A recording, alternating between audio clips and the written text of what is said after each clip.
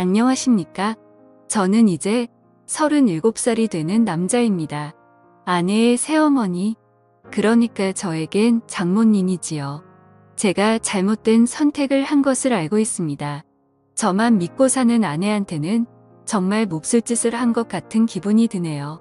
제가 어렸을 적 온 가족이 캐나다로 이민을 가게 되었습니다. 집안 사정 때문에 가게 된 것이니 자랑할 만한 일은 아니겠네요. 아무튼 교민이 많이 없는 곳이다 보니 지역까지 상세히 이야기하면 제가 누구인지 알만한 분들도 있을 것 같아서 혹시 몰라 지역은 비밀로 하겠습니다. 캐나다 북쪽 어디쯤이고 교민 수는 그렇게 많지 않으며 눈이 자주 아주 많이 오는 곳입니다. 개인적인 상황이라 딱히 말씀드릴 필요까지 있는가 싶지만 이민 후 생활은 딱히 좋을 건 없었습니다. 아무래도 한국에서 고생을 한 게 있었기 때문일까 어머니는 이민 생활 시작 후 다른 사람을 만나 눈이 맞아서 야반 도주를 했습니다. 아직까지 연락 한 통 되지 않고요. 아버지 또한 이렇게 살아서 뭐 하겠냐며 이민 생활에 적응을 못하시고 저를 두고 혼자서 다시 한국으로 들어가 버렸고요. 제 나이 24살의 가족들에게 버림받고 혼자서 살아가게 되었습니다. 말씀드렸다시피 교민들이 많은 지역이었지만 그때는 한국 사람이 참 싫었습니다. 저를 이역만리 타국 땅에 오게 만든 사람들 와서도 저를 버리거나 저를 배신한 사람들 뿐이었으니 그럴만도 했죠. 그래서 최대한 한 명의 한국 사람들이라도 피해가며 살기 위해서 자금이 생길 때마다 조금씩 교민들이 사는 지역에서 멀어지기 시작했습니다. 그러다 보니 어느 깊숙하고 한적한 시골 동네까지 다다르게 되었네요. 2년 전에 직장에서 한 여자를 알게 되었습니다. 그녀는 제가 저 스스로를 고립시키게 만든 한국 사람이었습니다. 제가 싫다고 느꼈던 감정은 10년이 가까운 세월이 지나고 나니 변해 있었습니다. 아니, 외로움과 그리움을 많이 느꼈던 걸까요? 당시 저보다 7살이나 어린 그녀였지만 그렇게 정서도 공유하고 말도 자연스럽게 통하는 사람을 만나게 되니 서로가 자연스럽게 서로에게 끌리기 시작했습니다. 그렇게 그녀와 가까워지게 되었어요. 연애를 시작한 지 얼마 되지 않고부터는 그녀와 제가 한 집에서 동거를 시작하게 되었고 결혼을 약속하게 되는 사이까지 발전하게 됩니다. 식을 올리지 않아서 그렇다 뿐이지 이미 그녀와 제가 한 집살림을 하면서 저희는 부부와 다름이 없었습니다. 언젠가부터 주변 사람들에게 그녀를 동거인이 아닌 저의 아내라고 소개를 하고 있었지요. 어느 날 퇴근을 하고 집에 들어오니 저보다 먼저 퇴근을 했던 아내가 누군가와 영상통화를 하고 있었습니다. 입고 있던 외투를 벗으며 슬쩍 아내의 핸드폰을 바라봤는데 핸드폰 안에서 아내와 대화를 나누고 있던 사람이 엄청난 미인이었습니다. 나이는 저와 살짝 비슷하거나 많아 보이기는 했지만 작은 전화기 화면 너머로 보이는 미모는 솔직히 말했을 때도 제 아내보다 훨씬 화려하고 아름다워 보였습니다. 누구보다 눈이 많이 오는 캐나다에 어울리는 창백하다 생각이 들 만큼 투명한 피부. 그리고 그 피부를 더 새하얗게 보이게 만드는 어깨 뒤로 늘어뜨린 긴 검정색 생머리. 저도 모르게 시선을 떨쳐낼 수가 없더라고요. 그렇게 통화하는 아내 곁을 떠나지 못하고 있는데 아내가 아빠는 잘 지내? 하면서 아버지의 안부를 묻고 있으니 그녀의 사촌 언니 정도로 생각을 했습니다. 왜냐하면 제 아내한테 형제가 없는 건 제가 이미 알고 있었거든요. 그런데 그 말을 들으니 제가 아내에 대해서 모든 걸 알고 있다고 생각했는데 그녀의 가족 구성원조차 모르다니 내가 아는 게 아무것도 모르는구나 하는 생각이 들었습니다. 이윽고 통화를 마친 아내가 저에게 다가왔어요. 아내에 대해서 좀 더 잘 알아가야겠다 반성하던 차였으니 아내에게 방금 통화한 사람이 누구냐고 물어봤습니다. 그때까지도 저는 전화기 속 그녀의 미모에 반했긴 했지만 핵심을 갖거나 할 생각은 없었고 순수하게 아내를 알아가기 위해서 물어본 것이었거든요. 그런데 아내의 대답에 저는 더 이상 핵심을 가질 수도 없는 사람이란 걸 알게 되었습니다. 저에게 놀라지 말라고 하면서 방금 자기랑 통화한 사람은 다른 사람이 아니고 자기 엄마라고 하더라고요. 말도 안 되는 소리 하지 말고 똑바로 말하라고 정색을 했습니다. 누가 봐도 젊은 사람이었고 아무리 많이 쳐도 내 또래밖에 안 되는 사람이 어떻게 당신 엄마냐고 한마디 했어요. 아무리 시집을 일찍 갔고 20살이 되자마자 아내를 가졌다고 해도 50이 가까운 나이일 텐데 아무리 봐도 나랑 비슷하거나 조금 더 어리거나 한 사람이 당신 엄마일 수가 없다고 했습니다. 그런데 아내는 제 반응에 재밌다는 듯이 웃더니 그 자초지종을 설명해 주었습니다. 아내는 홀아버지 밑에서 자라왔다고 합니다. 친어머니는 자신이 어릴 때 돌아가셨다고 하고요. 아내가 대학교 입학을 준비하기 위해 봤던 과외가 있었는데 지금 엄마는 그때 자기를 가르쳐 주던 과외 선생님이랍니다. 언젠가부터 두 사람이 부쩍 가까워지더니 자기가 대학교에 합격하고 나서는 아버지가 과외 선생님이었던 지금의 엄마와 재혼을 하기로 했다 통보했다더군요. 또래의 새어머니를 맞으면 기분이 어떨까 했는데 아내도 아버지가 혼자서 오랫동안 외로워하는 걸 봐왔고 새어머니인 그녀조차도 같이 동고동락하며 대학교 입시를 준비하는 걸 도와줬던 사람이었으니 그렇게 거부감이 들지 않았다고 하더라고요. 오히려 아버지의 재혼을 환영해 줬다고 합니다. 그리고 새어머니인 그녀도 아내를 사랑으로 감싸주었고 친구이자 언니이자 엄마로 재혼 후에도 아내에게 지극정성이었다고 말해주더군요. 아내도 저희 말에 우리가 같이 한 지가 벌써 몇 년인데 이런 개인사도 말을 안 했다니 세상 미안하다며 다시 전화기를 들어 자기의 새엄마를 저에게 소개시켜 주었습니다. 작은 핸드폰 너머로 보이는 그녀의 모습은 아까 봤던 대로 정말 아름다웠습니다. 이번에는 먼발치가 아니라 코앞에서 보고 있는데 요즘 핸드폰 화질이 좋다 보니 코 위에 있는 점까지 또렷하게 보이더군요. 그녀가 눈웃음을 치는데 저도 모르게 속에서 뭔가 불타오르는 게 느껴졌습니다. 그녀를 장모님이라고 부르려는데 입이 잘 떨어지지가 않았습니다. 인정하기 싫다기보다도 저와 비슷한 나이대의 여자에게 그런 호칭을 써도 되는가 싶은 생각이 더 컸어요. 아내는 저녁 준비를 하고 있을 테니 자기 엄마하고 통화 좀 하고 있으라고 하고는 주방으로 향했습니다. 어색해져서 전화를 끊어야 하나 말아야 하나 하고 있는데 전화기 너머 장모님도 알 수 없는 미소를 지으며 저를 바라보고만 있었습니다. 두 사람 사이에 그 어떤 말이 오가지 않았지만 저는 그녀에게 집중을 할 수밖에 없었습니다.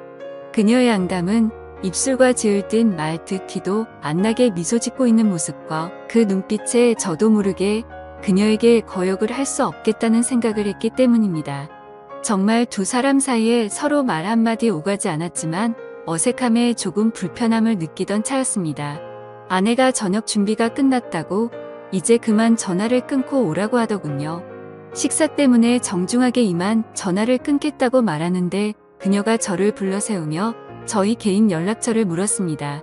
조금 의아했는데 아내가 가끔씩 전화를 안 받을 때가 있어서 걱정이 되고는 하니 비상 연락망 정도의 느낌으로 물어보는 거라 해서 설명하더라고요.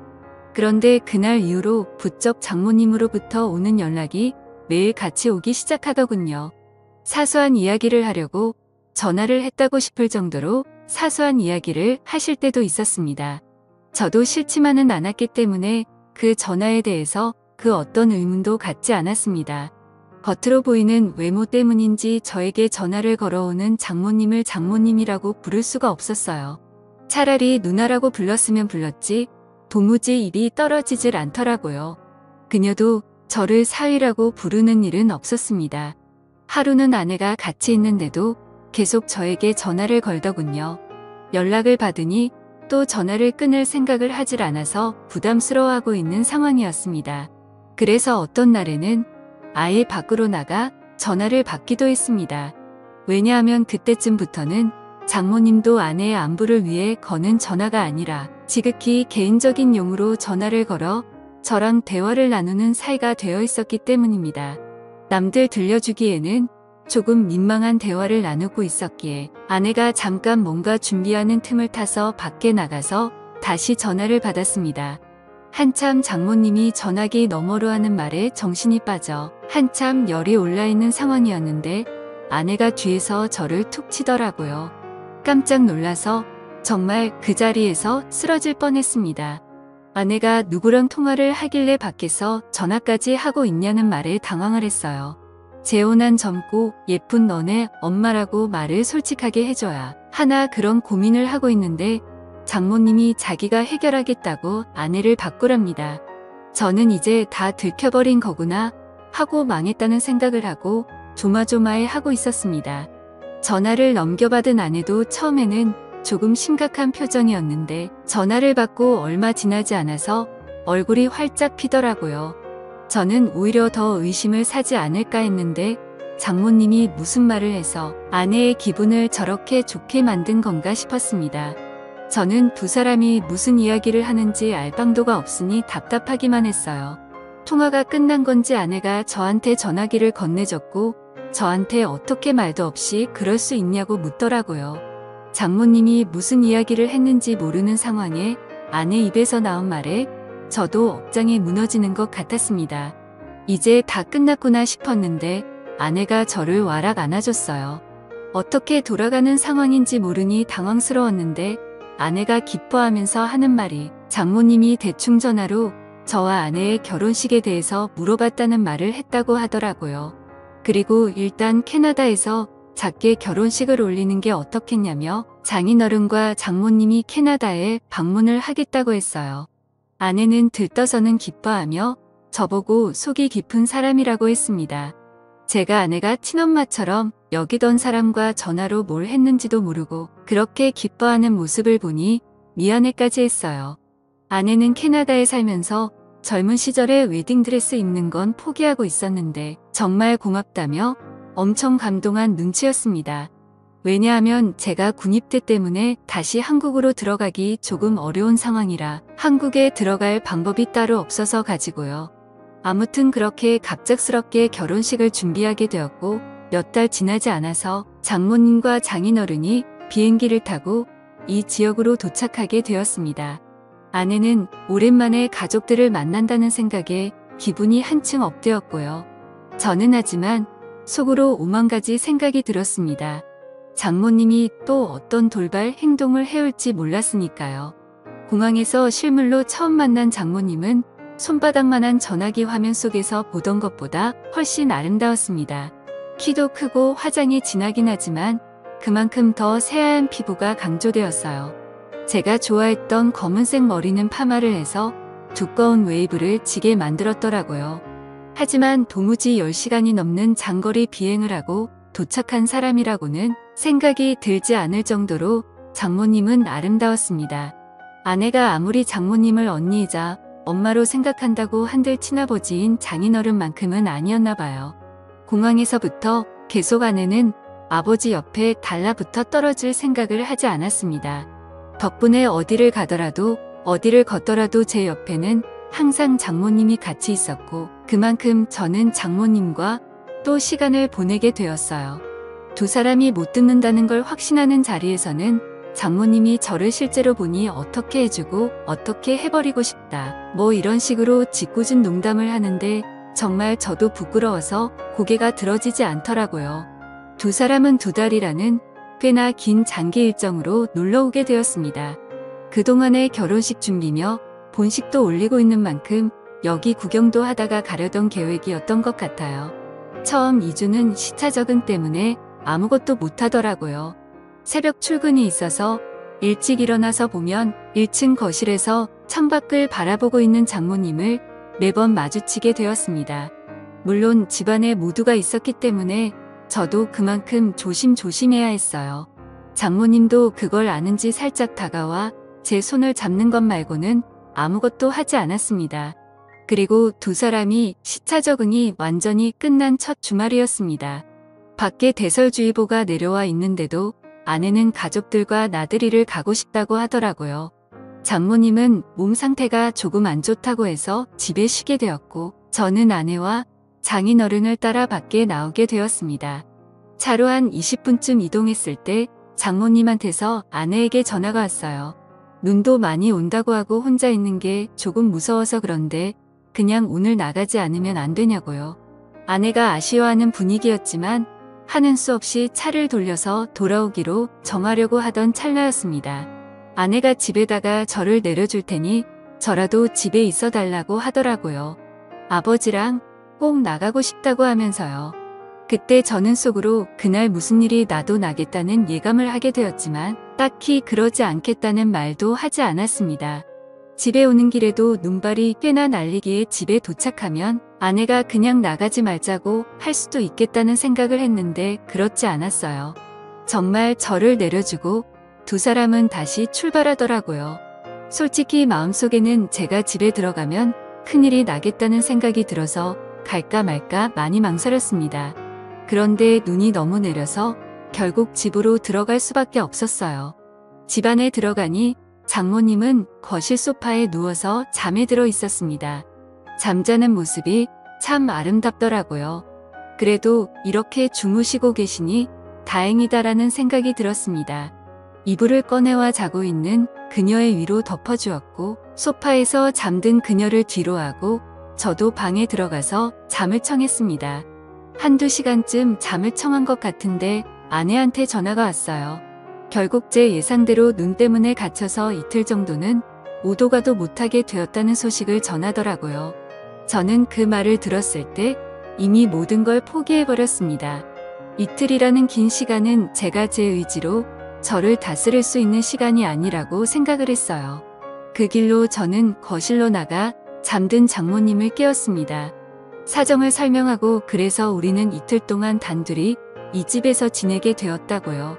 잠에서 덜 깬 장모님은 저를 보고 슬쩍 웃더라고요. 이제서야 방해꾼이 없어졌다는 말을 하고서는 말이죠.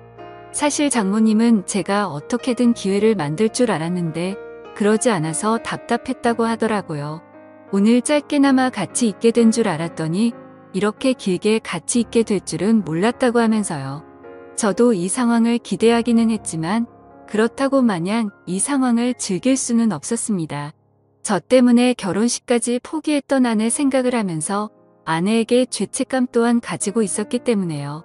그래서 제 옆에 너무 가까이 붙는 그녀에게 너무 가까이 서 계신 것 아닌가요? 라고 말을 했더니 그녀가 제 입을 틀어막으며 오늘만큼은 장모님이 아니라 그냥 누나가 하고 싶다고 누나라고 불러달라고 하더라고요. 그날 장인어른이 집에 들어온 건 예상했던 이틀보다 빠른 다음 날이었습니다.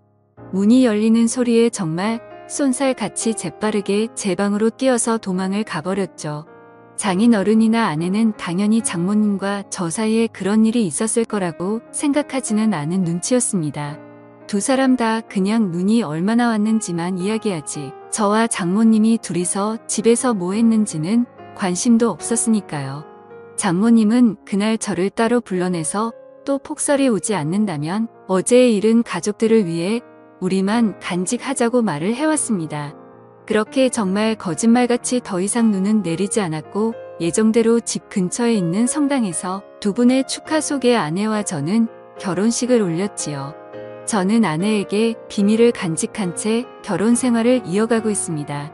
장모님은 귀국한 날 이후로 저에게 개인적으로 연락하는 일이 많이 줄어든 상태입니다. 한 번은 장모님과 영상통화를 하고 있을 때 제가 귀국 얘기라도 하면 장모님이 우리 사위가 보고 싶다면서 자기는 캐나다에서 눈이 많이 오던 그날이 아직도 기억이 난다고 하십니다. 저는 그때마다 등줄기에 식은 땀이 흘러내리기는 하지만 아내는 정말 그때 눈 많이 왔다며 맞장구만 쳐주고 있고요. 아내에게 이런 걸 숨긴 채 제가 과연 행복한 결혼 생활을 이어갈 수 있을지는 잘 모르겠습니다. 저도 가끔씩 장모님이 보고 싶을 때가 있거든요. 그래도 이겨내고 한번 살아보려고 합니다. 감사합니다.